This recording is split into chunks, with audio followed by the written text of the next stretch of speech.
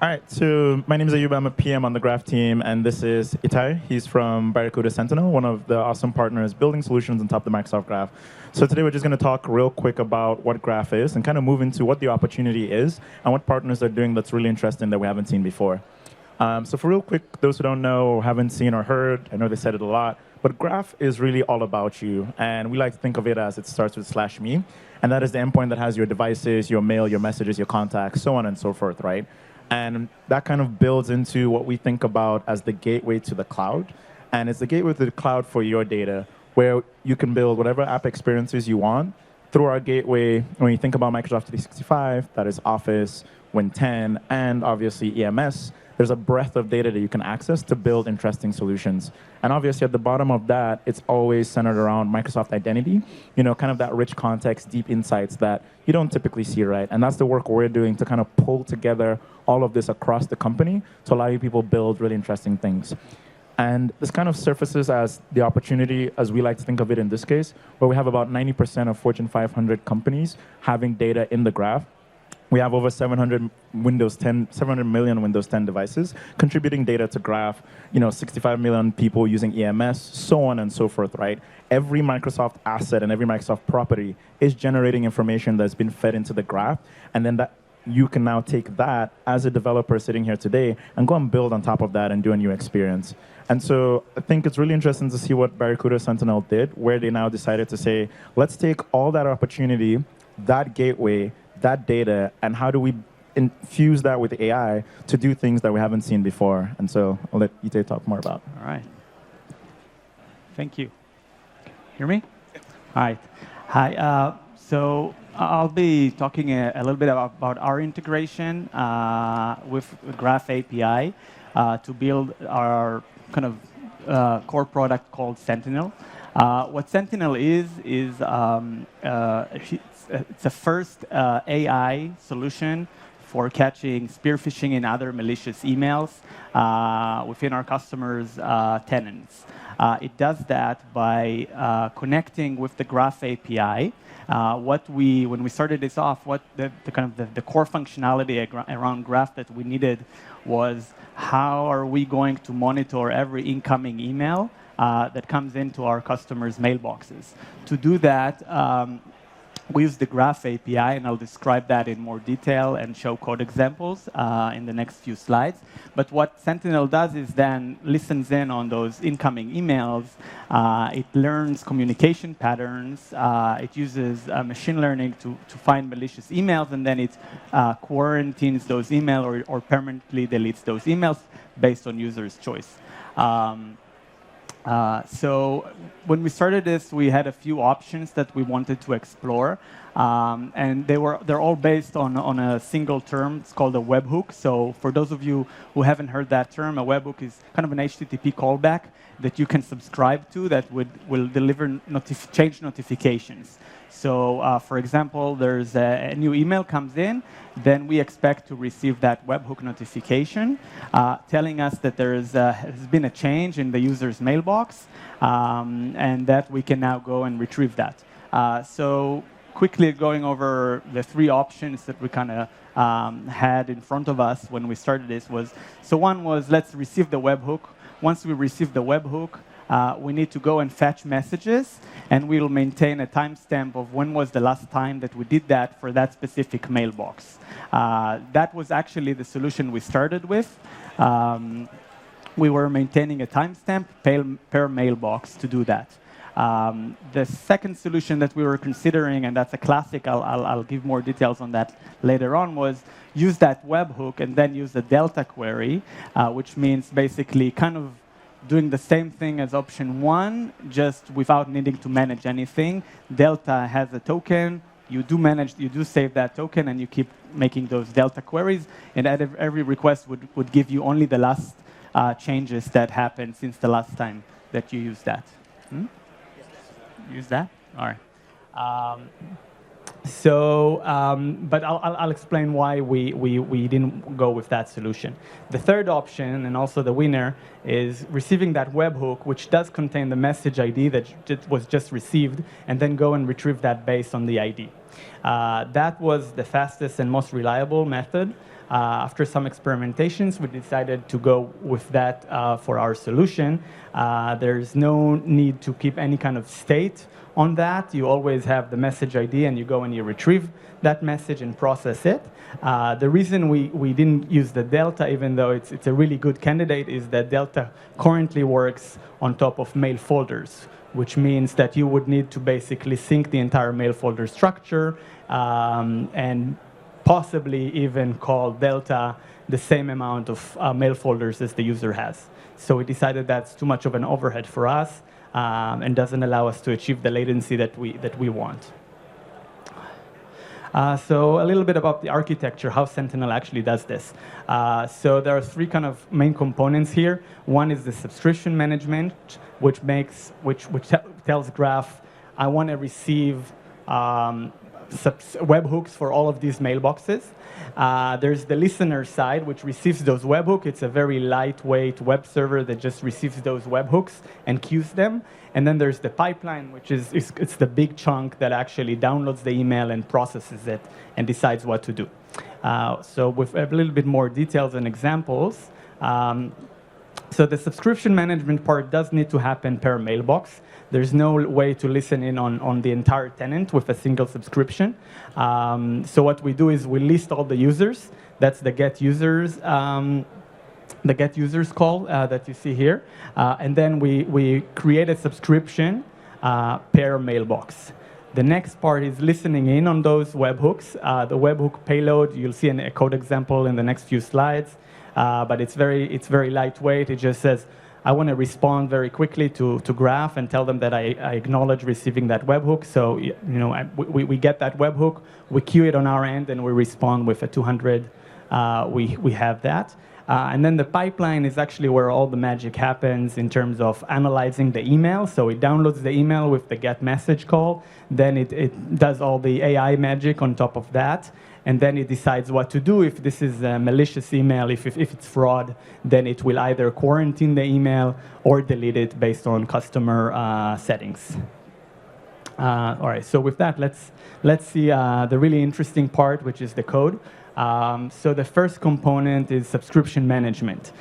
Kind of the key thing here to notice is that in order to manage those subscriptions, we're going to need to save them because we're going to need to renew them periodically every almost 3 days.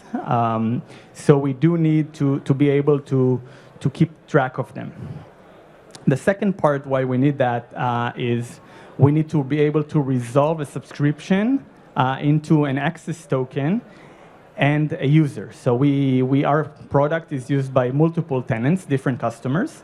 So we need to be able to find that right access token and right user mailbox and use that to retrieve the message later on. So if you can see here, we do have the subscription part. The call is a post to the subscriptions endpoint.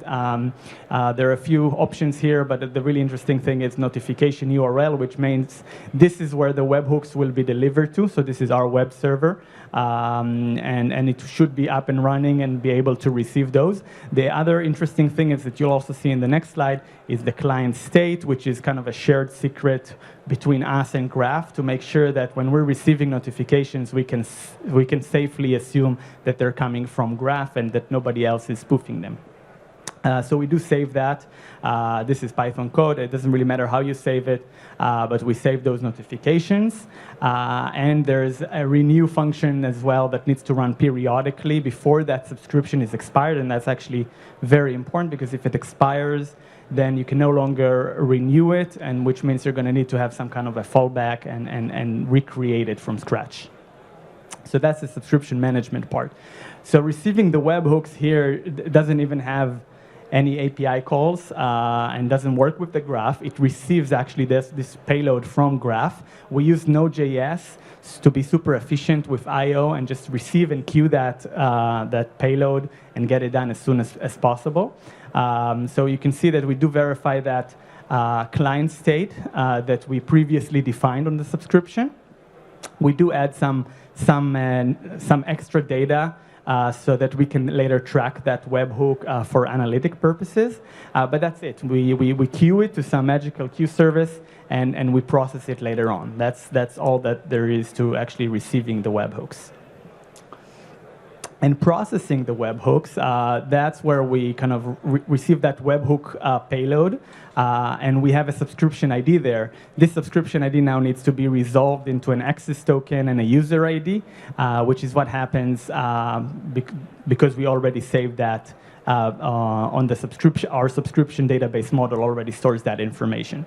Once we have the token and the user and the message ID, then we can very reliably retrieve that message from Graph. The Graph call is you can see that get. It's a very straightforward get. We do specify the fields. That's a best practice to specify only the fields we're interested in. In our case, we are interested in a lot of the data, a lot of metadata, and including the body of the email as well to analyze. So we retrieve that. We do discard drafts, and we do discard emails that have been received longer than an hour ago or so, just because we do receive webhooks for emails that are moved or even drafts that are being saved. So those are also change notifications that we receive, and in our case, we're not interested in actually processing those emails. All right, so those are kind of the three main components that I described early on, and some kind of best practices and learnings that we've had a chance to kind of discover along the way. So rate limiting is a big one. We do self-rate limit to avoid being throttled by the Graph API. We use Redis for that. It's on a mailbox level. The Graph, it hasn't always been on a mailbox level, but now it is. I think it allows quite a bit of requests per minute or per second. So we do have that kind of window on our end, and we avoid the rate limiting from Graph itself by doing it ourselves. And working with webhooks, so the main kind of learning here is let's do things quickly. Let's acknowledge receiving it, and let's worry about processing it later. That was kind of the component that was the Node.js webhook listener that you saw in the code example. It just doesn't do any business logic, receives the payload, and moves on. Renewing the subscription, I mentioned that's a key point. And as far as webhooks go, I do encourage you to check out the docs. There are webhooks for different kind of resources. We do use that for syncing users as well, because we do need to sync not only mail, but also users, because a new employee joins the company. We are expected to monitor that new mailbox that just popped out. So we do use that webhook and Delta mechanism for syncing users. And I think webhooks can also be used for other things on Graph, so I encourage you to check it out.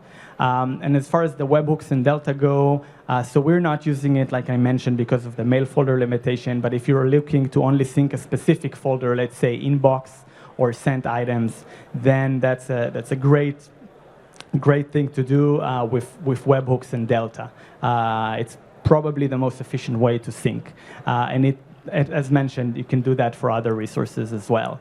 And just a few words about kind of how we scale this and how do we do it in real time. The key is to create small components that can be scaled separately. So like receiving webhooks and then analyzing emails and then maybe quarantining emails. All these pieces are scaled separately with a microservice architecture. So we found that breaking it down is actually key if we want to scale it. Yes, and some kind of to wrap it up, some future thoughts. There is batching that we're not currently using, but we are exploring this opportunity where we can maybe make a single API call to Graph and retrieve up to single emails at the same time, obviously for the same access token, for the same tenant, but that could speed us up a great deal.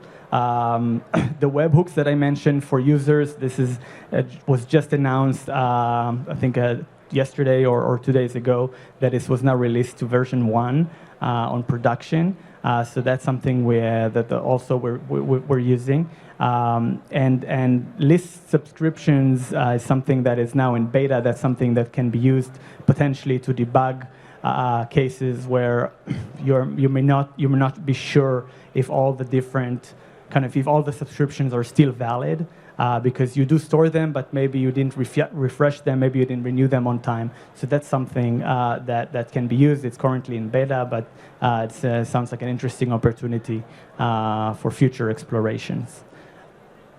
And yep, that's it.